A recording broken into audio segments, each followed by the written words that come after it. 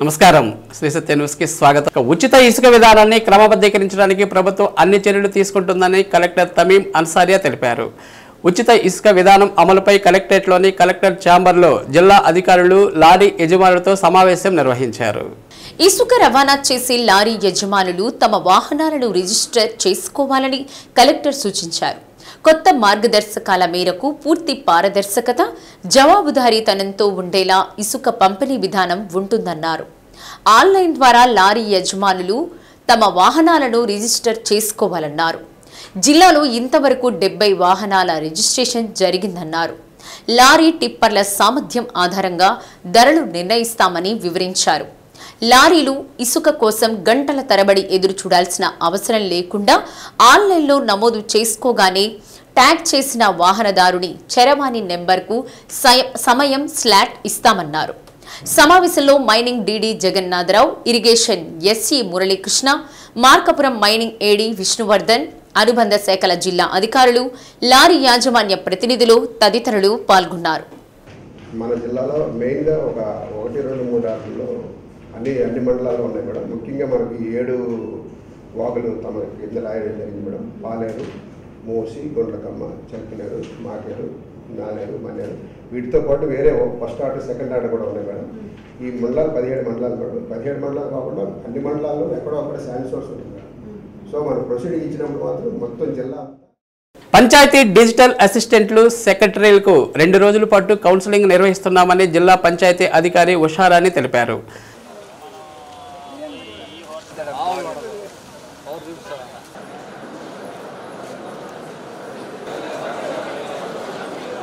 పాత జిల్లా పరిషత్ సమావేశ మందిరంలో కౌన్సిలింగ్ నిర్వహించారు. 650 మందిలో మొదటి ప్రాధాన్యత దివ్యాంగులకు, వితంతువులకు, స్పెషల్ కేటగిరీకి చెందినటువంటి వారికి కౌన్సిలింగ్ ఇవ్వడం జరుగుతుందన్నారు. 9వ తేదీ 200 మందికి కౌన్సిలింగ్ నిర్వహించామని, మిగిలిన 450 మందికి నేడు కౌన్సిలింగ్ నిర్వహిస్తున్నామన్నారు. ఆన్లైన్, ఆఫ్లైన్లో దరఖాస్తు చేసుకున్న వారికి కౌన్సిలింగ్ పారదర్శకంగా నిర్వహిస్తామన్నారు. పంచాయతీ అధికారులు పాల్గొన్నారు.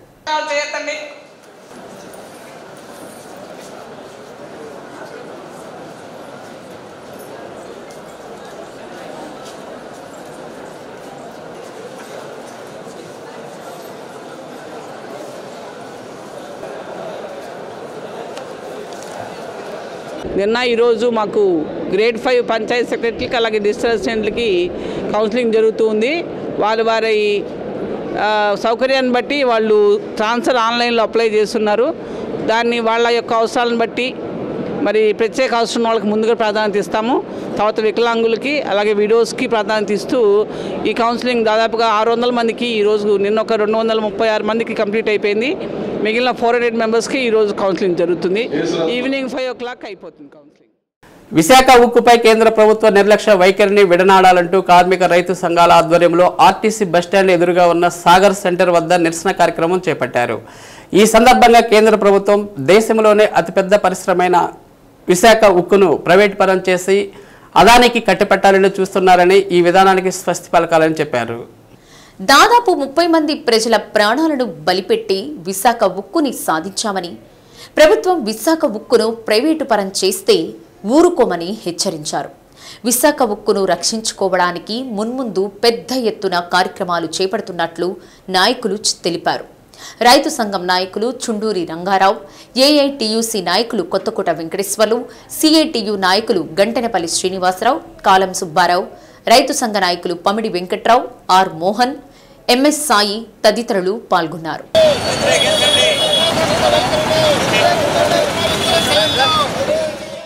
ఈరోజు రాష్ట్ర వ్యాప్తంగా విశాఖ ఉక్కును కాపాడుకోవాలని కేంద్ర కార్మిక సంఘాలు, రైతు సంఘాల ఆధ్వర్యంలో ఈ కార్యక్రమం జరుగుతూ ఉంది. మొదటగా కేంద్ర ప్రభుత్వ వైఖరిని మేమంతా కూడా ఖండిస్తూ ఉన్నాం. మోడీ గారు ఎట్లయినా విశాఖ ఉక్కు ఫ్యాక్టరీని ప్రైవేట్ పరం చేయాలని చెప్పి ప్రయత్నం చేస్తూ ఉన్నారు. ఆ ప్రయత్నాన్ని ఇప్పటికే కార్మిక సంఘాలు, రైతు సంఘాలు కూడా తిప్పికొట్టడం జరుగుతూ ఉంది. రాబోయే రోజుల్లో కూడా ఇంకా పటిష్టమైన పోరాటాలు చేసి దాన్ని తిప్పికొట్టే ప్రయత్నం కూడా చేస్తూ ఉన్నాం. ప్రధానంగా మేము డిమాండ్ చేస్తూ ఉంది, అక్కడ కేంద్ర ప్రభుత్వం వ్యవహరిస్తున్న ఫలితంగా ఈరోజు కాంట్రాక్ట్ కార్మికులకు అక్కడ 6 మాసాల నుంచి వేతనాలు లేని పరిస్థితి కనబడతా ఉంది. అలాగే కేంద్ర ప్రభుత్వం ఇనుప ఖనిజ గనులను కేటాయించడంలో బాగా నిర్లక్ష్యం చూపుతా ఉంది. అలాగే శ్రద్ధ చూపడం లేదు. దాని కారణంగా మోతేసేయండి పరిస్థితి వస్తూ ఉంది అనేది చాలా స్పష్టంగా కనబడతా ఉంది. అందుకని ఇలాంటి విధానాలు మొత్తం కూడా మానుకొని విశాఖ ఉక్కుని కాపాడుకోవాల్సిన అవసరం. విశాఖపట్నము ఉక్కు ఫ్యాక్టరీని ప్రభుత్వ రంగంలోనే నిలపాలనే దానికి 400 రోజులు పైబడి చేస్తున్నటువంటి కార్యక్రమాన్ని బలపరుస్తూ మన ఒంగోలులో ఈ ధర్నా కార్యక్రమం జరుగుతూ ఉంది. కేంద్ర ప్రభుత్వం రాష్ట్రానికి ఒక విధమైనటువంటి విధానంతో ముందుకు వెళ్ళడము తీవ్రంగా గర్హనీయమైన అంశం. ఒంగోలు గవర్నమెంట్ మెడికల్ కళాశాల నుండి 7 విద్యార్థులు అండర్ స్టూడెంట్స్ స్కాలర్షిప్కు సెలెక్ట్ అయినట్లు కళాశాల ప్రిన్సిపల్ డాక్టర్ వై ఏడుకొండలరావు అన్నారు. ఒంగోలు మెడికల్ కళాశాలలో ఎంపికైన విద్యార్థులతో మాట్లాడారు. ఎంబీబీఎస్ అండర్ గ్రాడ్యుయేషన్ చదువుతున్న విద్యార్థులు ఒక్కొక్క టాపిక్ పై ఒక్కొక్క విద్యార్థి రీసెర్చ్ చేయడం జరుగుతుందని, అది ఎన్టీఆర్ హెల్త్ యూనివర్సిటీని దీన్ని ఎంపిక చేసిందన్నారు. ఒకే గవర్నమెంట్ మెడికల్ కళాశాల నుండి 7 విద్యార్థులు ఎంపిక కావటం చాలా అభినందనీయమని విద్యార్థులకు శుభాకాంక్షలు తెలిపారు. ఒక్కొక్క విద్యార్థి mental subject, caesarean subject, diabetic subject, వికలాంగుల స్థితిగతులు, బెడ్పై ఉన్న పేషెంట్ విలువలు, వారి బాధ్యతలపై ఇలా ఒక్కొక్క సబ్జెక్టుకి ఎంపికైన వారు వారి రిపోర్ట్ను ఎన్టీఆర్ హెల్త్ కేర్ యూనివర్సిటీకి పంపించడం జరిగిందన్నారు. సబ్జెక్టులో ఎంపిక చేసి సెలెక్ట్ చేయడం జరిగిందని, వారికి త్వరలో సర్టిఫికేట్స్ కూడా అందిస్తారని తెలిపారు. కార్యక్రమంలో డి ఫణిసాయి, స్నేహ, భార్గవి, సాయి, దీపిక, సరళశ్రీ, నాగవల్లి, అర్చన, ధనుశ్రీ పాల్గొన్నారు. మా కాలేజీకి సంబంధించినటువంటి 7 అండర్ గ్రాడ్యుయేట్ ఎంబీబీ స్టూడెంట్స్కి యూజీఎస్ఆర్ఎస్ అంటారు, అంటే అండర్ గ్రాడ్యుయేటెడ్ స్కాలర్షిప్స్ వస్తుంటాయి అన్నమాట. స్టూడెంట్ రీసెర్చ్ స్కాలర్షిప్ అంటారు. యూజీఎస్ఆర్ఎస్ అంటే under graduate student research scholarship. మా స్టూడెంట్స్కి 7 స్టూడెంట్స్కి అవి రావటం అనేది చాలా హ్యాపీగా ఫీల్ అవుతున్నాను, సంతోషంగా ఫీల్ అవుతున్నానండి. నిజంగా అది వాళ్ళు చాలా చేసిన హార్డ్ వర్క్. అది ఎలా ఉంటుందంటే, ప్రతి మెడికల్ కాలేజ్ నుంచి యూనివర్సిటీ ఇన్వైట్ చేసింది ఇలాంటి అప్లికేషన్స్. సో మా కాలేజ్ నుంచి 7 పంపించారు, 7 సెలెక్ట్ చేయడం జరిగింది.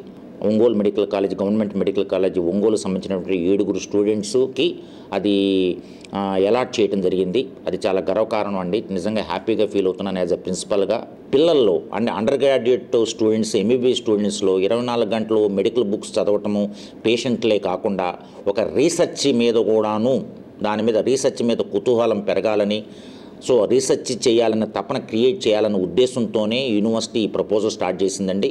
సో వీళ్ళు నెక్స్ట్ మంత్ నుంచి దీని మీద పరిశోధనలు చేయడం మొదలవుతుంది. తర్వాత వాళ్ళు దాదాపుగా డిసెంబరు, జనవరిలో ఈ ప్రాజెక్ట్ సబ్మిట్ చేస్తారండి యూనివర్సిటీకి. నేను ఎస్పీఎం డిపార్ట్మెంట్ తరపు నుంచి ఈ రీసెర్చ్ ప్రాజెక్ట్ చేయడం జరుగుతుంది. ఇది యూజీఎస్ఆర్ఎస్ అంటారు, under graduate student research scholarship programme అనమాట. ఇది ఎందుకని పెట్టారంటే, యూజీ స్టూడెంట్స్లో రీసెర్చ్ మీద ఇంట్రెస్ట్ పెరగడానికి, ఇంకా రీసెర్చ్ని ప్రమోట్ చేయడం కోసం మన స్టేట్ తరపు నుంచి మన డాక్టర్ ఎన్టీఆర్ యూహెచ్ఎస్ వాళ్ళు పెట్టారు. మాకు కాలేజ్ లెవెల్లో చాలా సపోర్ట్ రావడం అయితే జరిగింది. మాకు ఎవరైతే గైడ్ అనే వాళ్ళు ఉన్నారో, గైడ్ అంటే మాకు గైడెన్స్ ఇచ్చే ప్రొఫెసర్ అనమాట. అసోసియేట్ ప్రొఫెసర్స్ కానీ అసిస్టెంట్ ప్రొఫెసర్స్ కానీ మాకు గైడ్గా ఎవరెవరైతే ఉన్నారో ప్రతి ఒక్కరికి వాళ్ళ తరపు నుంచి 100% సహాయం అయితే రావడం జరిగింది. లేకపోతే మేము ఎవరము సబ్మిట్ చేయడం వరకు కాదు, స్టార్ట్ చేసేంత వరకు కూడా వెళ్ళగలిగే వాళ్ళం కాదు. మేము ఒక టాపిక్ సెలెక్ట్ చేసుకోవడం దగ్గర నుంచి దాన్ని పోస్ట్ చేయడం వరకు మొత్తం మాకు సహాయం అయితే మా ప్రొఫెసర్స్ దగ్గర నుంచి రావడం జరిగింది. ఇంకా మా హెచ్ఓడీస్ కానీ మా ప్రిన్సిపల్ సార్ కానీ అందరూ మాకు ఈ యూజీఎస్ఆర్ఎస్ కోసం అని చెప్పి ఎంకరేజ్ చేయడం జరిగింది. ఇంకా మాకు అవసరమైన నాలెడ్జ్ కానీ లేకపోతే రిసోర్సెస్ కానీ మాకు ప్రొవైడ్ చేయడం జరిగింది. ఇక మీదట కూడా సార్ వాళ్ళ సహాయం మాకు ఉంటుంది, మేడం వాళ్ళ సహాయం మాకు ఉంటుంది. నేను గవర్నమెంట్ మెడికల్ కాలేజ్ ఒంగోలులో 3rd ఇయర్ చదువుతున్నాను అండి. రీసెంట్గా మేము మా కాలేజ్ తరపు నుండి యూజీఎస్ఆర్ఎస్కి అప్లై చేసామండి. మొత్తం 7 మంది సెలెక్ట్ అయ్యామండి. ఈ రీసెర్చ్ స్టూడెంట్స్లో ఉన్న క్లినికల్ ఓరియంటేషన్ని పెంచడానికి, సైన్స్ పరంగా అంటే కేవలం టెక్స్ట్ బుక్స్ నుంచే కాదు మనకి నాలెడ్జ్, మిగతా వాటి నుంచి కూడా రావాలి. రీసెర్చ్ స్కిల్స్ డెవలప్ అవ్వాలి. రేపొద్దున పెద్ద పెద్ద ఇన్స్టిట్యూట్స్లో కానీ వాటిలో వ్యాక్సిన్స్ డెవలప్మెంట్ కానీ, సో ఇలా క్లినికల్లీ ఓరియంటెడ్ రీసెర్చ్ స్కిల్స్ని డెవలప్ చేయడానికి మెయిన్గా యూజీఎస్ఆర్ఎస్ పెట్టారండి. మెయిన్గా మన కాలేజ్ నుంచి ఒక 7 సెలెక్ట్ అయ్యామండి. చాలా హ్యాపీగా ఉంది. నా టాపిక్ వచ్చేసండి డయాబెటిక్స్, మధుమేహం ఉన్న వాళ్ళు తీసుకోవాల్సిన జాగ్రత్తలు ఏంటి, ఒకవేళ వాళ్ళు జాగ్రత్తలు తీసుకుంటుంటే ఆ జాగ్రత్తలు ఎంత మేరకు వాళ్ళు తీసుకుంటున్నారు, మనం ఏమేం చేస్తే దాన్ని మెరుగుపరచవచ్చు అని చెప్పండి. దీనికోసం నువ్వు ఎంత టైం కేటాయించుకున్నా పరిశీలన చేయాలి కదా? అవునండి, ఈ పరిశీలన మొత్తం 2 నెలల్లో పూర్తి చేస్తామండి. దీన్ని బట్టి గవర్నమెంట్కి కూడా ఏంటంటే గవర్నమెంట్ ఎలాంటి ప్రోగ్రామ్స్ తీసుకొస్తే ఈ మధుమేహం వాళ్ళని డిసీజ్ని కంట్రోల్ చేయడానికి వాళ్ళకి ఎలా చేయూతను అందించగలం అని చెప్పి నా డేటా హెల్ప్ చేస్తుందండి. నగరంలో రోడ్లపై తిరుగుతున్న పశువులను పోలీసుల సహకారంతో సంతపేటలోని పశువుల బందెల దొడ్డికి తరలించినట్లు ఒంగోలు నగరపాలక సంస్థ కమిషనర్ కోడూరు వెంకటేశ్వరరావు తెలిపారు.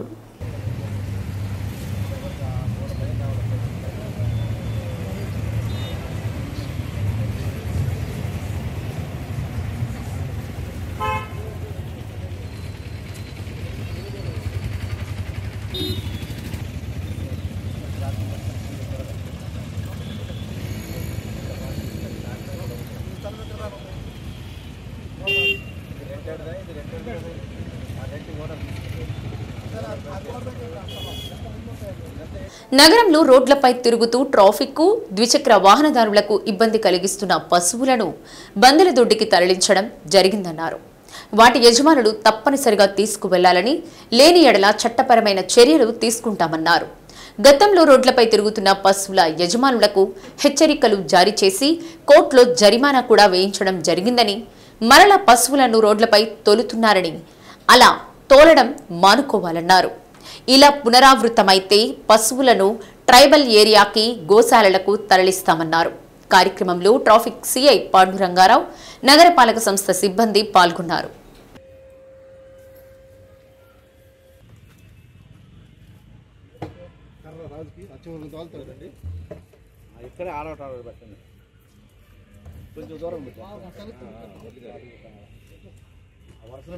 టౌన్లో ఉన్నటువంటి పశువులన్నింటినీ కూడా పట్టుకుని వాళ్ళందరూ ఎవరైతే యజమానులు ఉన్నారో వాళ్ళందరినీ కోర్టుకి ప్రవేశపెట్టి వాళ్ళందరికీ ఫైన్లు వేయడం జరిగింది. అయినప్పటికీ కూడా యథావిధిగానే మళ్ళీ రోడ్లపైకి ఎవరు రావడం జరిగింది.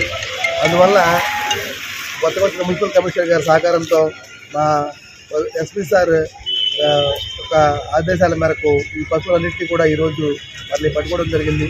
ఇంకా కొన్ని చోట్ల ఉన్నాయి, అవన్నీ కూడా 100% పట్టుకుని ఏదైతే చట్టపరంగా చర్యలు ఉన్నాయో వాటిని తీసుకోవడం జరుగుతుంది. మన ఒంగోలు పట్టణంలో చాలా రోజుల నుంచి మరి ప్రజల నుంచి తర్వాత స్థానిక ప్రజాపతుల నుంచి మనకి పశువుల బెడద నుంచి అనేక రకాల కంప్లైంట్ వస్తున్నాయి. ఈ నేపథ్యంలో మన పోలీస్ డిపార్ట్మెంట్ వారి యొక్క సహకారం తీసుకొని మరి ఈరోజు దాదాపు 52 పశువులను ఇక్కడ బందెల దొడ్డిలో బంధించడం జరిగింది. ఈ పశువుల వల్ల ఒకటి ట్రాఫిక్ తీవ్రమైనటువంటి ఇబ్బందులు, ప్రమాదాలు జరుగుతున్నాయి. రెండవది నడుచుకుంటూ వెళ్ళేటువంటి వృద్ధులను ఈ పశువులు తోసేయడం వల్ల దానివల్ల కూడా ప్రమాదాలకు గురవుతున్నారు. మూడవది మేమంతా కూడా రోడ్లు శుభ్రంగా చేస్తే అక్కడంతా కూడా పేడ వేసి మరి అస్తవ్యస్తమైనటువంటి పారిశుద్ధ్యానికి కూడా ఈ పశువులు కారణమవుతున్న నేపథ్యంలో పోలీస్ డిపార్ట్మెంట్, మున్సిపల్ శాఖ సమన్వయంతో మరి ఇక్కడ ఉన్న పశువులన్నింటినీ కూడా పట్టివేసే కార్యక్రమం జరుగుతుంది. ఈరోజు దాదాపు 52 పశువులను ఇక్కడ ఈ బందెల దొడ్డిలో మనం బంధించడం జరిగింది.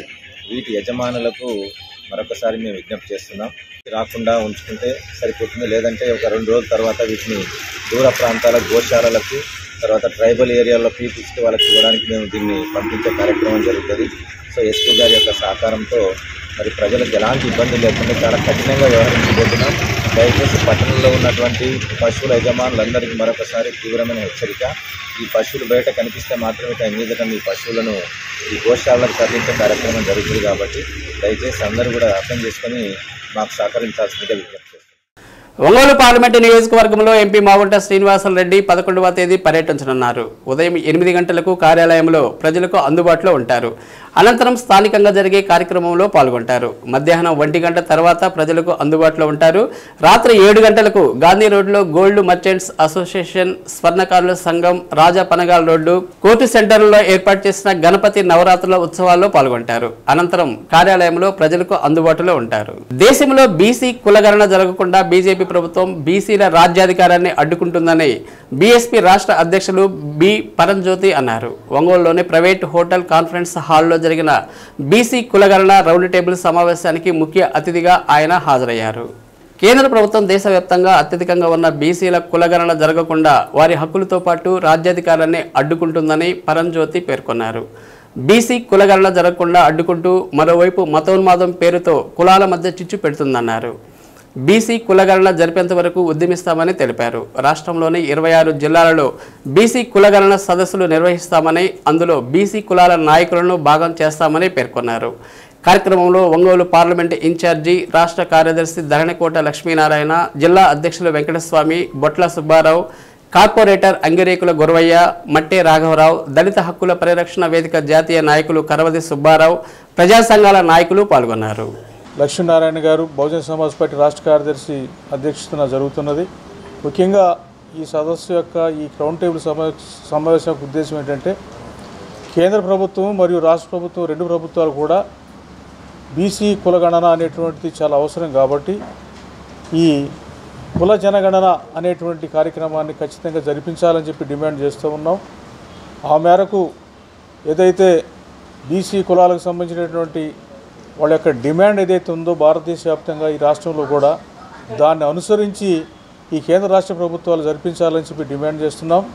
ఈ కేంద్ర ప్రభుత్వం కానీ ఈ రాష్ట్ర ప్రభుత్వం కానీ కేవలం బీసీ కులాల యొక్క సంఖ్యని అధికారికంగా లెక్క పెట్టకుండా కేవలం ఏదో సర్వేలు చేయించి ఇదిగో ఈ కులాలు ఎంతున్నారు ఈ కులాలు ఎంతున్నారు అని చెప్పేసి ఏదో నోటు లెక్కలతోటి మేము ఈ లెక్కలతోటి మేము ఈ సంక్షేమ కార్యక్రమాలు ఆ కార్యక్రమాలు చేపడతామని చెప్పి చెప్పడం అనేటువంటిది ఇంక ఏమాత్రం కూడా దానికి మేము ఒప్పుకోవడానికి సిద్ధంగా లేవని చెప్పి ఈ రోజున బీసీ సంఘాలు దేశవ్యాప్తంగా డిమాండ్ చేస్తూ ఉన్నాయి.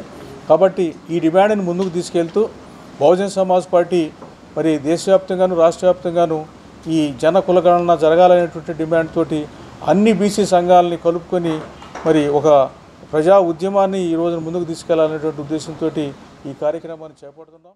బీసీ మిత్రులారా, ఆలోచించండి. ప్రతి ఒక్కళ్ళు కూడా 75 సంవత్సరాల నుంచి బీసీలకు అన్యాయం చేస్తున్నటువంటి ఈ మనువాద పార్టీలు మరి ఎందుకు బీసీ కులగణన తీసి బీసీలకు రావాల్సిన హక్కులు ఎందుకు ఇవ్వట్లేదో ప్రతి ఒక్కళ్ళు ఆలోచించాల్సిన అవసరం ఉంది.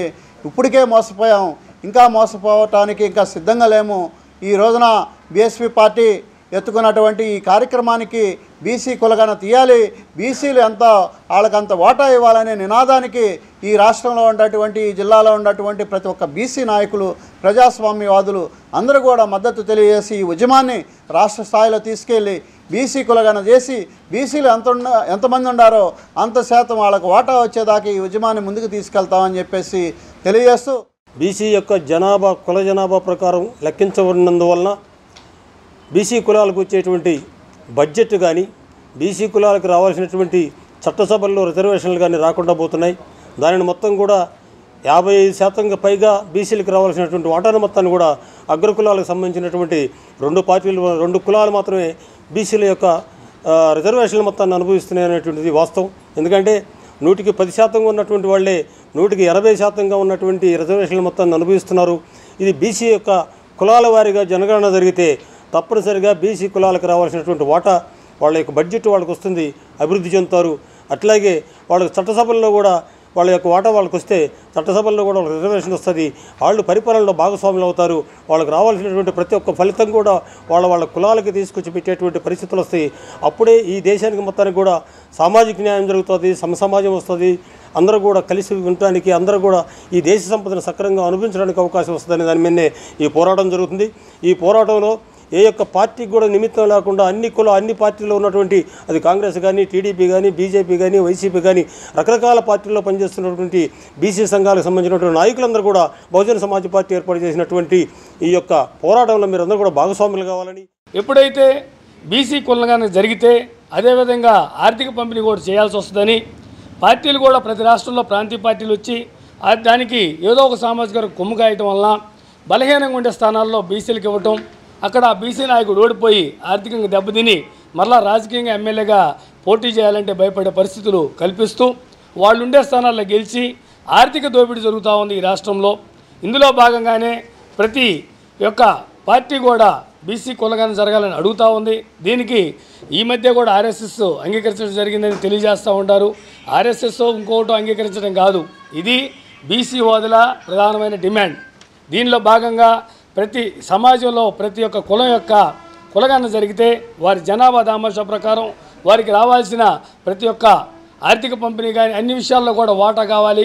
అలాగే రాజకీయంగా కూడా మరిన్ని స్థానాల్లో ఎమ్మెల్యేలుగా ఎంపీలుగా మనోళ్ళు వచ్చి అందరికి కూడా సామాజిక సమన్వయం ఏర్పాటు కావాలని కోరుకుంటూ నగరంలోని 27వ డివిజన్ పరిధిలోని శ్రీగిరి వద్ద గల గాంధీ కొండపై గణేష్ భక్త బృందం ఆధ్వర్యంలో ఏర్పాటు చేసిన వినాయకుడి విగ్రహానికి వన్ టౌన్ సిఐ నాగరాజు ప్రత్యేక పూజలు నిర్వహించారు. అనంతరం అర్చక స్వామివారి విశేష వస్త్రం సమర్పించి వేదాశీర్వచనం అందజేశారు. అనంతరం అర్చక స్వామివారి శేష వస్త్రం సమర్పించి వేదాశీర్వచనం అందజేశారు. గణేష్ బాల భక్త సమాజం ఆధ్వర్యంలో సిఐ నాగరాజును ఘనంగా సత్కరించారు. భక్తుల ప్రమీల ఆధ్వర్యంలో భక్తులకు ఏర్పాటు చేసిన అన్న సంతర్పణ కార్యక్రమాన్ని సిఐ నాగరాజు ప్రారంభించారు. కార్యక్రమంలో కార్పొరేటర్ జడ వెంకటేష్, మాజీ కౌన్సిలర్ తూము సుబ్బారావు, దుర్గమ్మ, గణేష్ విగ్రహ కమిటీ సభ్యులు పెద్ద సంఖ్యలో భక్తులు పాల్గొన్నారు.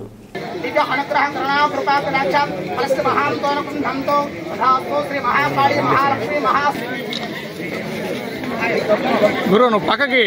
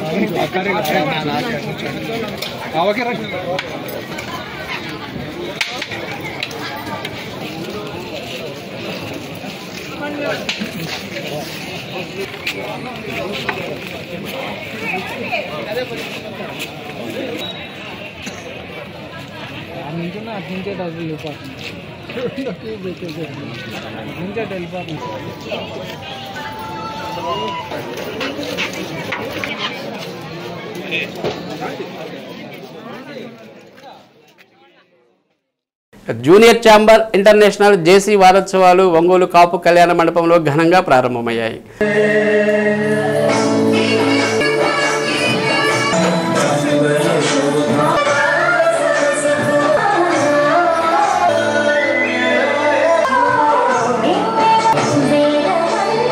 ముఖ్య అతిథిగా తాలూకా సిఐ కె అజయ్ బాబు పాల్గొన్నారు.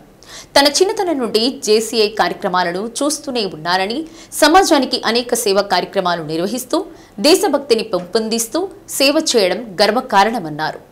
కార్యక్రమంలో జేసీ నాయకులు విజేత రమణ, బ్రహ్మయ్య, శేఖర్ బాబు, నాగేశ్వరరావు, వరుణ్, వి శబరీష్, శివకోటిరెడ్డి, బాలకృష్ణ, సాత్విక్, కిరణ్, శేఖర్ బాబు, నైనాల రామకృష్ణ, రమణారెడ్డి, బొమ్మల శ్రీనివాసరావు తదితరులు పాల్గొన్నారు. కార్యక్రమంలో చిన్నారులు ప్రదర్శించిన నృత్యాలు విశేషంగా అలరించాయి.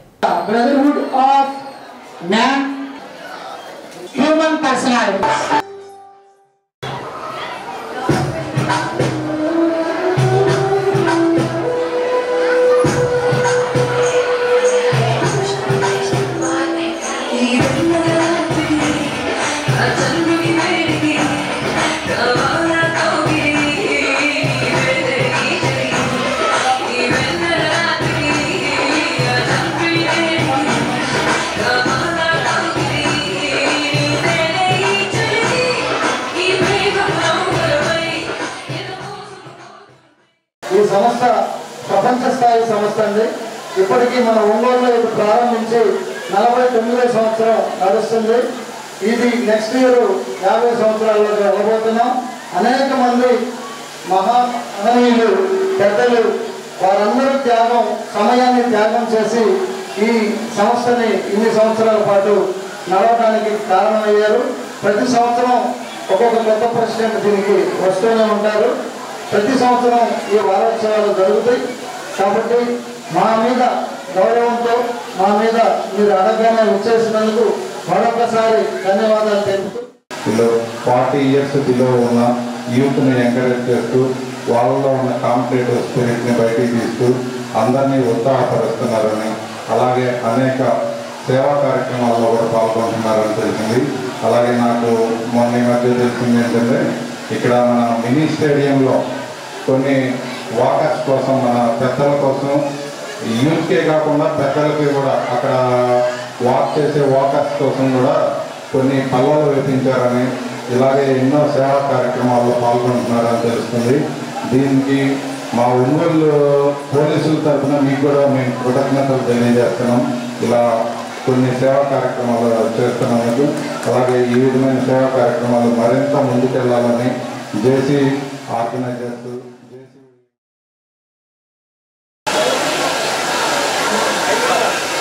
పరిచయం చేయవలసిందిగా జేసీ కో చైర్మన్ బాలకృష్ణ గారిని.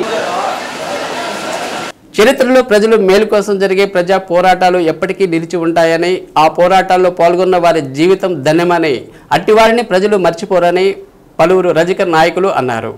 ఒంగోలు ఎల్బీజీ భవనంలో చిట్యాల ఐలమ్మ 39వ వర్ధంతి విద్యుత్ ఉద్యమంలో అమరులైన సత్తెనపల్లి రామకృష్ణ వర్ధంతి సభ గుంటూరి రాము అధ్యక్షతన జరిగింది.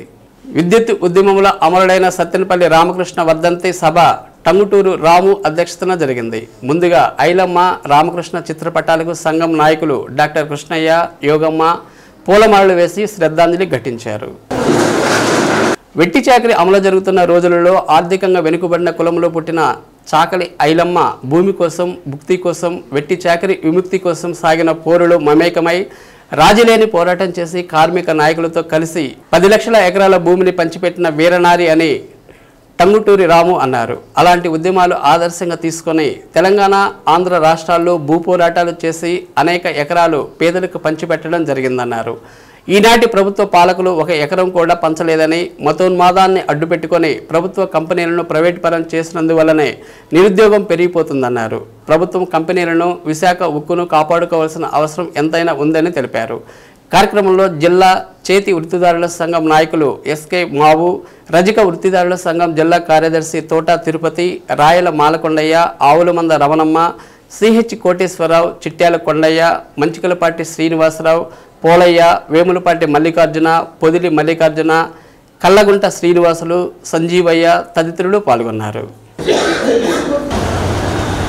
అధ్యక్షులు వేదిక మీద ఉన్నటువంటి రామకృష్ణ ఐలమ్మ గార్ల ఉమ్మడి ఆంధ్రప్రదేశ్లో రజక వృత్తిదారుల సంఘం రాష్ట్ర కన్వీనర్ అయినటువంటి రామకృష్ణ గారు, సత్తెనపల్లి రామకృష్ణ గారు 2000 సంవత్సరం ఆగస్టు 28 విద్యుత్ కాల్పుల్లో గాయాల పాలై ఈ నెల 8వ తేదీ చనిపోవడం జరిగింది 2000 సంవత్సరంలో.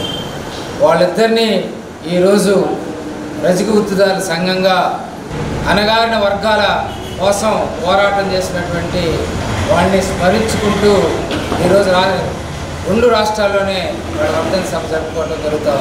అందులో భాగంగా ప్రధానంగా చిట్యాల ఐలమ్మ గారు ఆ రోజుల్లో నైజాం నవాబుకు వ్యతిరేకంగా పోరాటం చేసినటువంటి వీర మహిళ.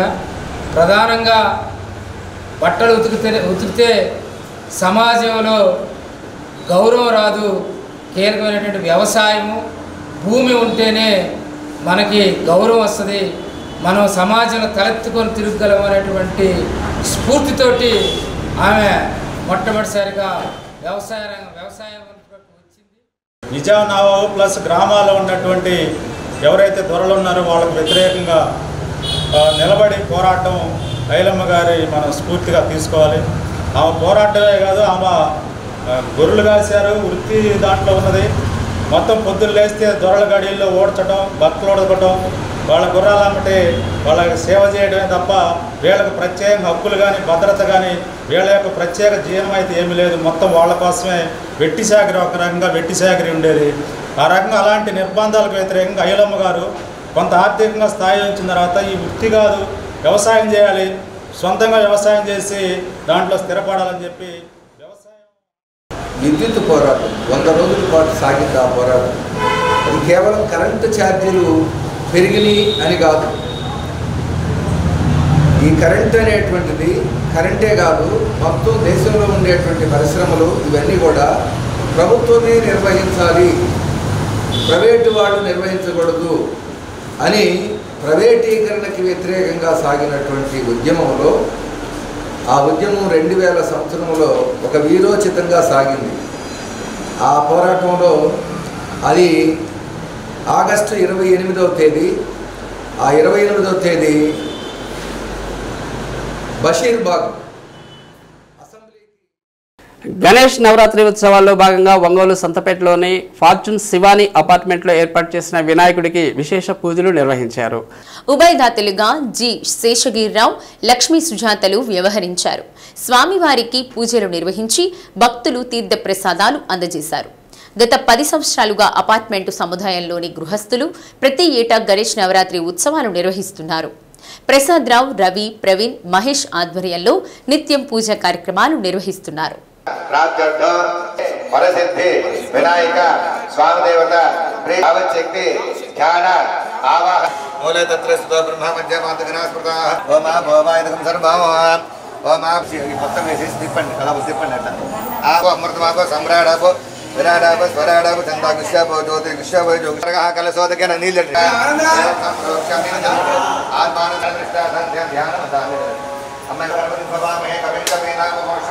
సమర్పయామి ఆవాహయామి అలా స్వామి దీక్షి పదార్థ స్నానం ఆ భవిష్యామి జ్యోతిక స్నానం ఆ గొడ్డని కొట్టేసి జన్మగన్మ సహ బలోరి స్మారంగమా భోగస్య క్షయాజనద ఆశుడయామ దేవ భద్రం పశ్య నమస్తే గణపతే త్వమేవ ప్రత్యక్షం తత్వమసి త్వమేవ కేవలం కర్తాసి మాం పాహి పాహి సమంతాద్ త్వం మాం మయస్వం చిన్మయః అమాన్ సర్వజితన్వైలైవైషదే సూర్యస్వ చంద్రమా స్వబ్రహ్మదే నమః ఏకంతాయ విద్యేవనగే అపాకృత పరాక్రమాయ నమః ఓం సత్య వనస్పతిర్ భవే దివ్యేనానానంద लक्ष्मी राजयाम गीतयामास्कं सृजा गणेश महाराज के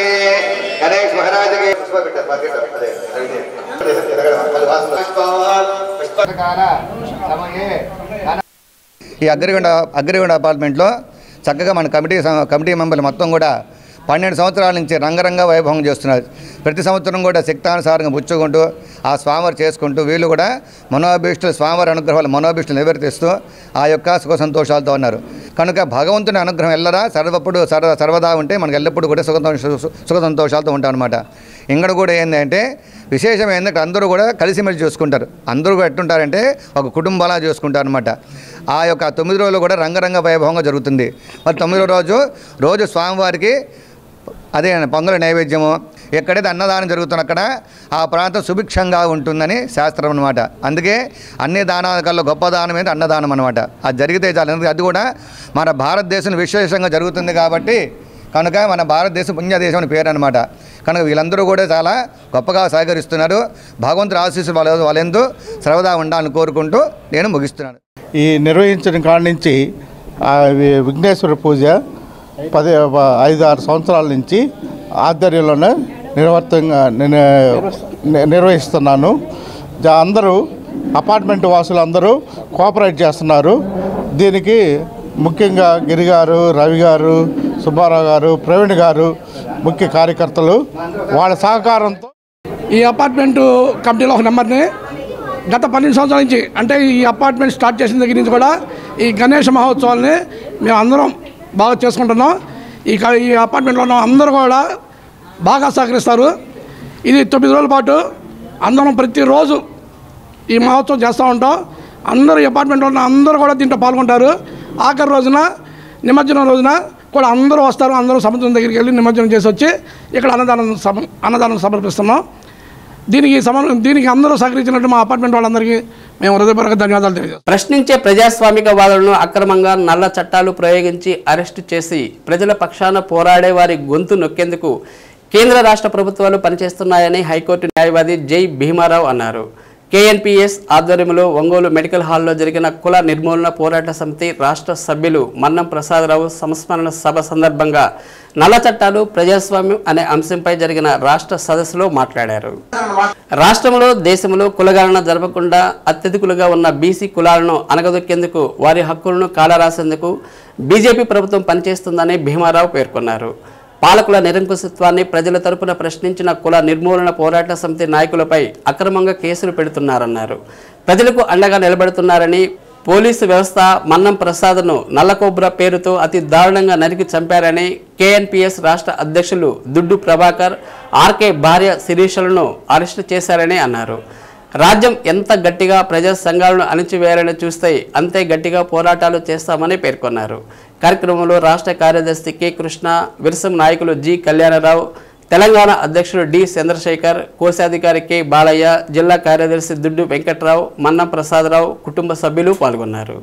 ఎవరు ఏమి చేసినా ఈ దేశంలో మీకు అణిచివేత తెలుసు, మాకు తిరుగుబాటు తెలుసు. ఎందుకంటే తిరుగుబాటు మా రక్తంలోనే ఉంది. అందుకే కుల నిర్మూలన పోరాట సమితి కార్యకర్తలు ఇవాళ గ్రామ గ్రామాల నుండి తెల్లవారుజామున 3 గంటలకు లేచి 4 గంటలకు లేచి ఈ సభకు వచ్చి ఏది ఏమైనా సరే ఈ సందర్భంలో మన్నం ప్రసాద్ స్మరించుకోవడం అంటే ఇది మనం కర్తవ్యం, బాధ్యత అని వచ్చినటువంటి మిత్రులందరికీ హృదయపూర్వక నమస్కారాలు తెలియజేస్తున్నాను. ఎందుకంటే జాన్ పెర్కిన్స్ రాసినటువంటి ఒక దళారి పశ్చాత్తాపంలో ఓ మాట అంటారు, దేశాలు 3వ ప్రపంచ దేశాల మీద అన్ని దేశాలని నాశనం చేస్తూ అభివృద్ధి పేరుతో నాశనం చేస్తున్నప్పుడు పోరాడే ప్రజల మీద అణిచివేత ఆయుధాలు ప్రయోగించినప్పుడు అక్కడ ఉన్నటువంటి ఒక పోరాట యోధుడు చెప్తాడు, ఆశయాలను చంపే ఆయుధం ఇంకా పుట్టలేదు, మీరు ఎన్ని ఆయుధాలు ప్రయోగించినా ఆశయాలను చంపలేరు. అదే మన్నం ప్రసాద్ సంస్మరణ సభ నిరూపించింది. మన్నం ప్రసాద్ సంస్మరణ సభ మీ ప్రభుత్వానికి మొత్తం తిరుగులేదు, మాకు మేమే నియంత్రణమైన పాలకులమైన ఈ దేశాన్ని దోచిపెట్టే దొంగలమైన మాకు సలాం చేయాలనుకున్నప్పుడు కాదు, ఇక్కడ తిరుగుబాటు ఉంటుంది, నీ అణిచివేతను ఎదుర్కొనేటువంటి ఆశయం మా ముందు ఉంది. ఆ ఆశయాలు మన్నం ప్రసాద్ అన్న దుడ్డు ప్రభాకర్ని కానీ శిరీషాని కానీ అరెస్ట్ చేయడానికి గల ప్రధాన కారణం ఏమిటి? ఒక ఎఫ్ఐఆర్. అది ఎక్కడ జరిగింది? నగర్నార్ అనే ప్రాంతంలో జరిగింది. ఆ నగర్నార్ అనే ప్రాంతంలో ఏం జరిగింది? పోలీసులకి మావోయిస్టులకి మధ్య కాల్పులు జరిగినాయి. ఆ కాల్పుల్లో ఎవరు చనిపోయారు? మావోయిస్టులు అనేవాళ్ళు చనిపోయారు. ఇది 2019లో జరిగింది. మావోయిస్టులు ఎంతమంది చనిపోయారు? 6 చనిపోయారు. చంపినటువంటి పోలీసుల మీద ఇదే రాష్ట్రంలో ఇక్కడ ఉన్నటువంటి ఉన్నత న్యాయస్థానం లార్జర్ బెంచ్ ఒక జడ్జిమెంట్ ఇచ్చింది, పోలీసుల మీద కూడా హత్యా కేసు పెట్టాలి అనేటువంటిది. అది పెట్టలా, అక్కడ అది జరగల. అది జరగకపోగా ఎవరైతే 6 చనిపోయారో వాళ్ళనే నిందితులుగా ఆ ఎఫ్ఐఆర్లో చూపించారు. అది మావోయిస్టులే అనుకున్నాం. వాళ్ళ దగ్గర ఒక సమాచారం దొరికింది. ఏం సమాచారం దొరికింది అంటారు? వాళ్ళు రాసుకున్నటువంటి పుస్తకాలు దొరికినాయి. ఆ రాసుకున్నటువంటి పుస్తకాలు ఏమిటి? వాళ్ళు ఏదో చిత్తు కాగితాలు ఏవేవో రాసుకున్నారు. ఆ చిత్తు కాగితాల్లో 2-3 పేర్లు ఉన్నాయి. 1 Ajay, 2 S Ajay, 3 DP. Yogasana sports association of Andhra Pradesh అనుబంధ సంస్థ Yogasana sports association of Prakasam జిల్లా ఆధ్వర్యంలో ఈ నెల 22వ తేదీ అంజయ్ రోడ్లోని ఆంధ్రకేసరి విద్యా కేంద్రంలో ఉదయం 8 గంటల నుండి యోగాసన పోటీలు నిర్వహిస్తున్నట్లు నిర్వాహకులు తెలిపారు. పోటీల్లో పాల్గొనేవారు 14 సంవత్సరాల లోపు సబ్ జూనియర్స్గా, 18 సంవత్సరాల లోపు జూనియర్ కేటగిరీగా, 18 నుంచి 28 సంవత్సరాల లోపు సీనియర్ కేటగిరీగా తీసుకోవడం జరుగుతుందన్నారు. పోటీల్లో సెలెక్ట్ అయిన వారు రాష్ట్ర స్థాయిలోనూ తరువాత జాతీయ స్థాయి పోటీల్లో పాల్గొనే అవకాశం కలుగుతుందన్నారు.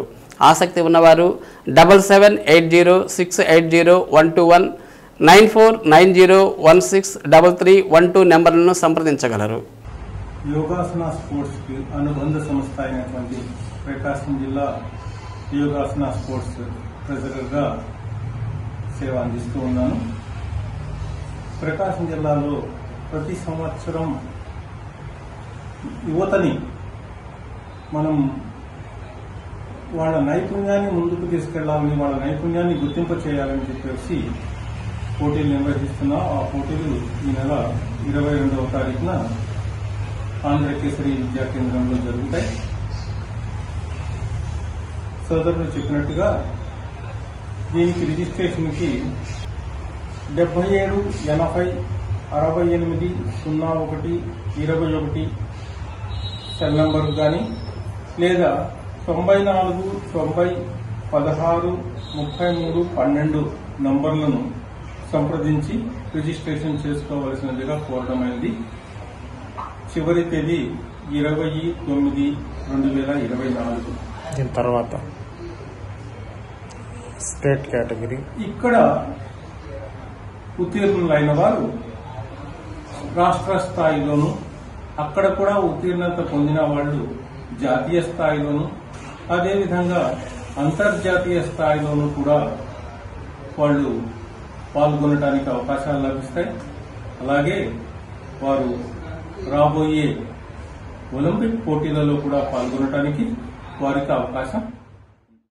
ఈ నెల సెప్టెంబర్ 22వ తేదీన ఆంధ్రకేసరి విద్యా కేంద్రంలో నిర్వహించడం జరుగుతుంది. ఇది యోగాసన స్పోర్ట్స్ అసోసియేషన్ ఆంధ్రప్రదేశ్ అనుబంధ సంస్థగా కొనసాగుతూ ఉన్నాం.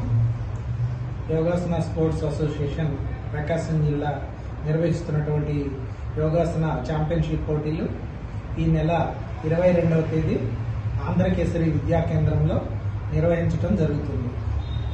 దీనిలో కేటగిరీస్ సబ్ జూనియర్ కేటగిరీస్, అలాగే జూనియర్ కేటగిరీస్, అలాగే సీనియర్ కేటగిరీస్, అలాగే senior A category, senior B category, senior C కేటగిరీల్లో ఈ పోటీలు నిర్వహించడం జరుగుతుంది.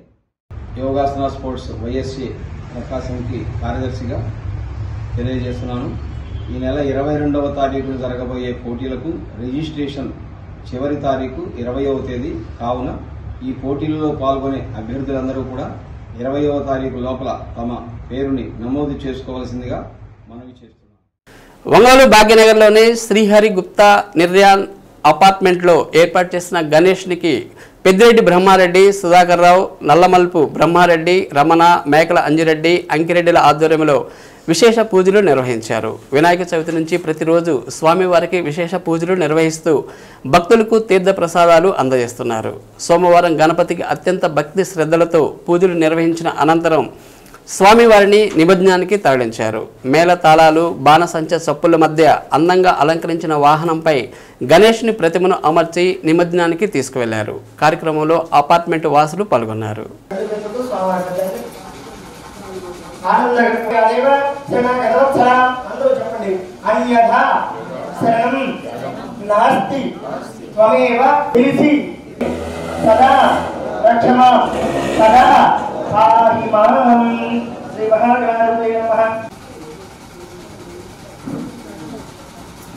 రేపు మంగళహారతి కార్యక్రమం జరుగుతున్న స్వామివారికి కాబట్టి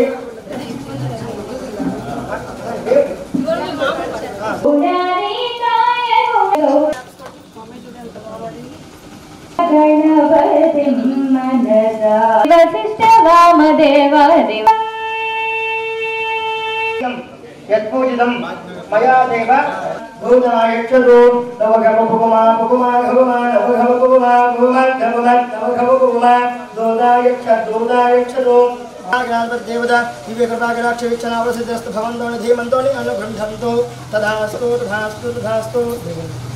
శ్రీ మహాగణాధిపతి స్వామి దేవత ప్రసాదం శుభం ఇంద్రియ ఆయుష్యేంద్రియ ప్రతిష్టతి ధనాన్ని సమృద్ధిరస్తు ధనకనకవస్తు వాహనాభివృద్ధిరస్తు సర్వశ్రేయస్యాభివృద్ధిరస్తు ఇష్టకామ్యార్థఫలసిద్ధిరస్తు సుపుత్ర ప్రాప్తిరస్తు శతమానం భవిష్యదాయ ఆయుష్యేంద్రియ ప్రతిష్టతి విద్యా ప్రాప్తిరస్తు మహాగణాధిపతి అనుగ్రహ సిద్ధిరస్తు.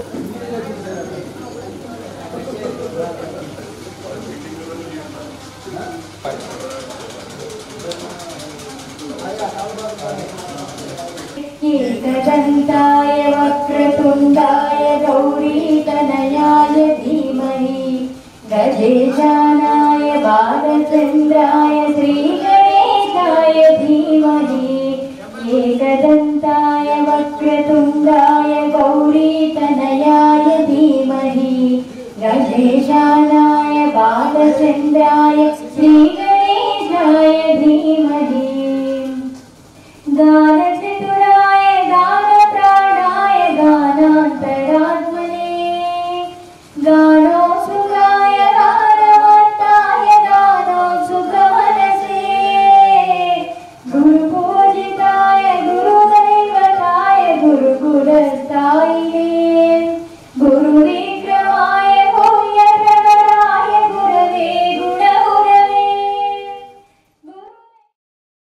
ఒంగోలు డిపో పరిధిలో ఆగస్టు నెలలో అత్యుత్తమ ప్రతిభ కనపరిచిన ఉద్యోగులను ఒంగోలు డిపో మేనేజర్ ధర్మవరపు శ్రీనివాసరావు ప్రశంసా పత్రం నగదు బహుమతితో సత్కరించారు. కార్యక్రమంలో assistant manager Shayana Begum, assistant engineer Vijaya, association నాయకులు, ఉద్యోగులు పాల్గొన్నారు. మున్ముందు ఇదే పట్టుదలతో కృషి చేసి డిపోకు మంచి పేరు తీసుకురావాలని మేనేజర్ కోరారు. కార్మికులను, ఉద్యోగులను అభినందించారు.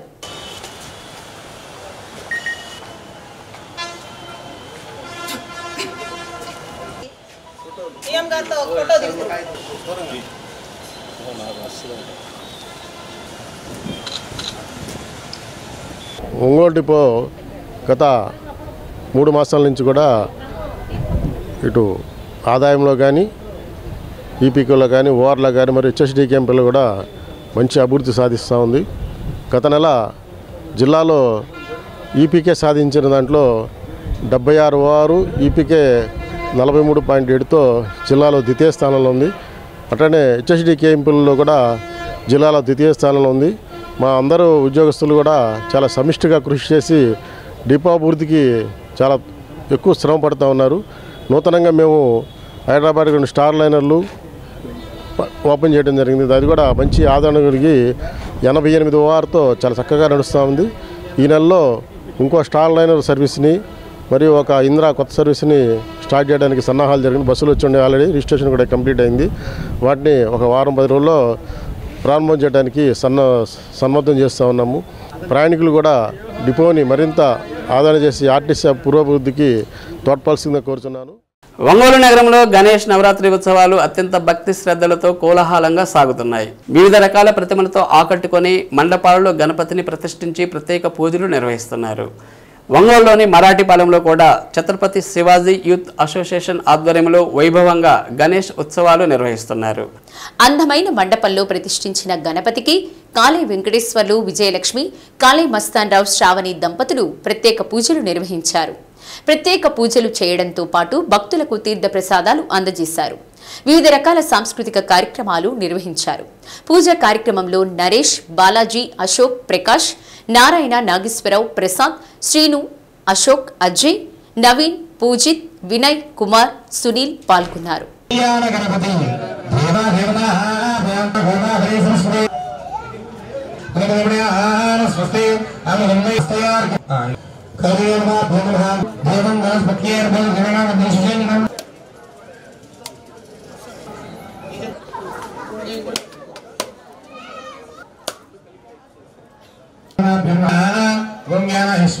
ఆనంద కర్పూరం ఓం బ్రహ్మ ఓం వాయు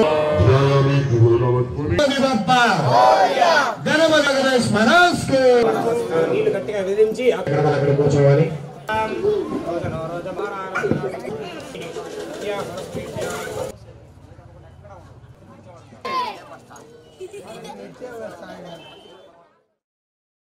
ఒంగోలు అంబేద్కర్ భవనంలో ఈ నెల 14వ తేదీ జరిగే మాల ఉద్యోగుల సదస్సును ఉద్యోగులందరూ పాల్గొని జయప్రదం చేయాలని మాల మహాసభ వ్యవస్థాపకులు మల్లెల వెంకట్రావు కోరారు. నగరంలోని బిఎస్ఎన్ఎల్ కార్యాలయంలో మాల ఉద్యోగుల గోడ పత్రికను ఆవిష్కరించారు. ఆగస్టు 1వ తేదీన సుప్రీంకోర్టు ధర్మాసనం రాజ్యాంగ వ్యతిరేక తీర్పు ఇచ్చిందని వెంకట్రావు అన్నారు. ఆ తీర్పును దేశవ్యాప్తంగా ఉన్నటువంటి అందరూ ఎస్సీలు మాలలకు మద్దతు తెలియజేస్తూ అండగా ఉండాలన్నారు. బీజేపీ మనువాద సిద్ధాంతం ద్వారా, బ్రాహ్మణయ్య మనువాదం ద్వారా సుప్రీంకోర్టు ధర్మాసనం ఈ తీర్పునిచ్చిందని అందరూ పూర్తిగా వ్యతిరేకిస్తున్నామని, దీన్ని వెంటనే పునఃపరిశీలించాలన్నారు. 97లో ఉద్యమం ప్రారంభమై 2004లో వర్గీకరణ వ్యతిరేక తీర్పును ఇవ్వటం జరిగిందని తెలిపారు. కానీ అప్పటి నుంచి ఇప్పటి వరకు సుప్రీంకోర్టులో కేసు వేసి మరలా 7 సభ్యులతో కూడిన ధర్మాసనం మాదిగలకు అనుకూలంగా తీర్పునిచ్చిందని తెలిపారు. ఈ తీర్పు వల్ల మాదిగ జాతిలో ఉన్నటువంటి స్త్రీలకు ఉద్యోగాలు రావని తెలిపారు. హలో మాల చలో ఒంగోలు వర్గీకరణ వ్యతిరేక ఉద్యమంలో భాగంగా సుప్రీంకోర్టు తీర్పును వ్యతిరేకిస్తూ ఈ నెల 22వ తేదీన మాలలు, మాల సంఘాల ఆధ్వర్యంలో జరిగే కార్యక్రమాన్ని జయప్రదం చేయాలని పేర్కొన్నారు.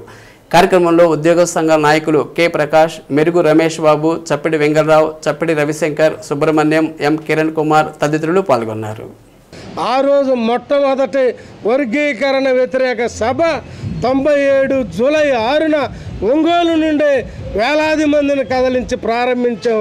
ఆ ప్రారంభమైన ఉద్యమం 2004లో ఆ మొదటి దశ వర్గీకరణ వ్యతిరేక ఉద్యమంలో ఇక్కడ నుండి వేల మందితోటి ప్రారంభమైన ఉద్యమం ఆ రోజు విజయం సాధించాం. ఆ రోజు వర్గీకరణ వ్యతిరేక పోరాటంలో లాఠీ చార్జీలు, పోలీసుల దాడిలో బాపుతోటి నారాయణ ప్రకాశం జిల్లా దగ్గుబాడుకు చెందిన ఆయన పోలీసు దెబ్బలో చనిపోయాడు. అట్లాగే పానంగి శేషయ్య తూర్పుగోదావరి జిల్లా రామచంద్రాపురం ఆయన చనిపోయాడు. వేల మంది ఈ అద్దంకి ఈ ప్రాంతాల నుండి ఇంకోళ్ళు, చీరాల, ఒంగోలు, కందుకూరు ఈ ప్రాంతాల నుండి వచ్చిన వేల మంది మాలలు గాయపడ్డారు. వాళ్ళ త్యాగం, వాళ్ళ కష్టం వృధా పోకుండా మనం ఆ రోజు విజయం సాధించాం. ఈరోజు ఈ రెండవ దశ క్రీమీ లేయర్ వర్గీకరణ వ్యతిరేక ఉద్యమం ఈ సుప్రీంకోర్టు రాజ్యాంగ వ్యతిరేక తీర్పుని అడ్డుకునేందుకోసం మొట్టమొదటి ఈ ప్రారంభ సభ వచ్చే ఈ నెల 22వ తేదీన ఒంగోలులో జరుగుతుంది. ఈ సభకు వేలాదిగా ఉమ్మడి ప్రకాశం జిల్లా మాలలు తరలివచ్చి ఈ జాతిని నిర్దేశించే క్రమంలో సుప్రీంకోర్టుని, మోడీని, ఈ దుర్మార్గమైన రాజ్యాంగ వ్యతిరేకమైన తీర్పుని ఎదుర్కొనేందుకోసం ఈ వర్గీకరణ క్రీమీ లేయర్ తీర్పులు రద్దు అయ్యేంత వరకు దిక్చూసిగా రేపు జరగబోయే ఈ వర్గీకరణ రిజర్వేషన్ల క్రీమీ లేయర్ వ్యతిరేక తీర్పును తప్పనిసరిగా వేల మంది ప్రకాశం జిల్లా ఉద్యోగులు, విద్యార్థులు, మాలలు, కుల పెద్దలు అందరూ తరలివచ్చి అల్లి మానమహానాడులు తరలివచ్చి ఈ సభను జయప్రదం చేయాల్సిందిగా పిలిపిస్తా ఉన్నాం. జై భీమ్. చేయండి 22న జరిగే వర్గీకరణ వ్యతిరేక సభను జయప్రదం చేయండి. మాల ఉద్యోగుల సభను జయప్రదం చేయండి. ఈ నెల 14న జరిగే మాల ఉద్యోగుల సదస్సును జయప్రదం చేయండి. ఈ నెల 14న జరిగే మాల ఉద్యోగుల సదస్సును జయప్రదం చేయండి. 22న జరిగే వర్గీకరణ వ్యతిరేక సభను జయప్రదం చేయండి. శ్రీ సత్య న్యూస్లో నేటి మాట. కఠినమైన పరిస్థితులు మనిషిని ఒంటరిని చేయవచ్చు, కానీ అవే పరిస్థితులు మనిషిని శక్తిమంతుల్ని చేస్తాయి. శ్రీ సత్య న్యూస్ ఇంతటితో సమాప్తం. మరో బులెటిన్లో మళ్ళీ కలుద్దాం. నమస్కారం.